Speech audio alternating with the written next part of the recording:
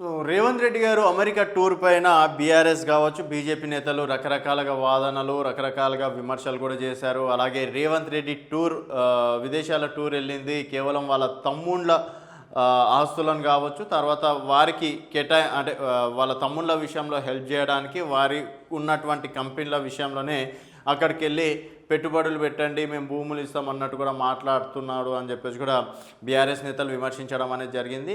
So మొత్తానికి విమర్శలు పక్కన పెడితే రేవంత్ రెడ్డి గారు అమెరికా టూర్లో సాధించినటువంటి విజయాలు కావచ్చు, మన రాష్ట్రానికి వచ్చేటువంటి పెట్టుబడులు, కంపెనీలు ఏంటనేది ఒకసారి చూసుకున్నట్టయితే పెట్టుబడులు, ఉద్యోగాలు, సీఎం అమెరికా టూర్తో రాష్ట్రానికి పెట్టుబడులు మొత్తానికి దాదాపు 5 రోజులు 10 ఎంఓయూలు, మొత్తం 5 రోజుల్లో 10 ఎంఓయూలను కలిశారు. ప్రత్యక్షంగా 20,000 మందికి ఉపాధి ఛాన్స్.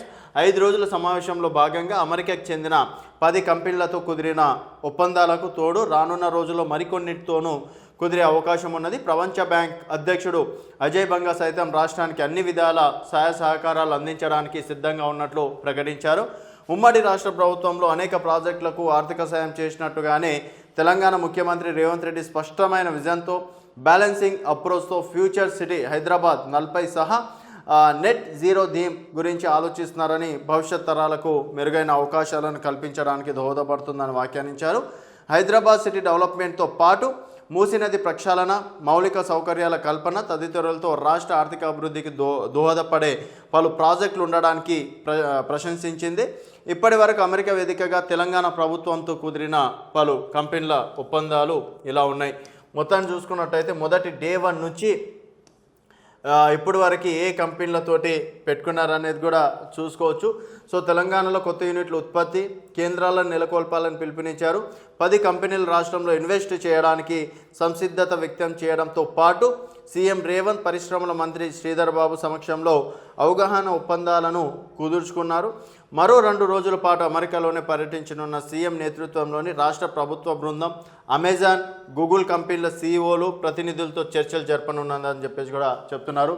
సో కాగ్నిజెంట్ మొదటగా మనకి ఓకే అయిన కంపెనీ కాగ్నిజెంట్ టెక్నాలజీ సొల్యూషన్. ఈ కంపెనీ ఫస్ట్ టైం ఆ దేశం వెలుపల అతిపెద్ద క్యాంపస్ను హైదరాబాద్లో నెలకొల్పుతున్నది. సుమారు 10 లక్షల చదరపు విస్తీర్ణంతో ఈ క్యాంపస్ ఏర్పాటు కానుంది. దాదాపుగా 15,000 మందికి ప్రత్యక్షంగా ఉపాధి లభించనున్నది. Artificial intelligence, machine learning, digital engineering, cloud solutions సహా ఆధునితన సాంకేతికాలపై ఈ సెంటర్ ఫోకస్ చేపడుతుంది. దాదాపుగా 15,000 మందికి కాగ్నిజెంట్ ద్వారా మనకి ఉద్యోగాలు లభించనున్నాయి. తర్వాత ఆర్సీసీఎం నుంచి దాదాపుగా దీంతో 500 మందికి హై ఎడ్ టెక్ ఉద్యోగాలు లభించనున్నాయి. డేటా మేనేజ్మెంట్, డేటా స్ట్రాటజీ సర్వీస్తో పాటు గ్లోబల్ టెక్ కంపెనీలను అనుసంధానంగా మారనున్నాయి.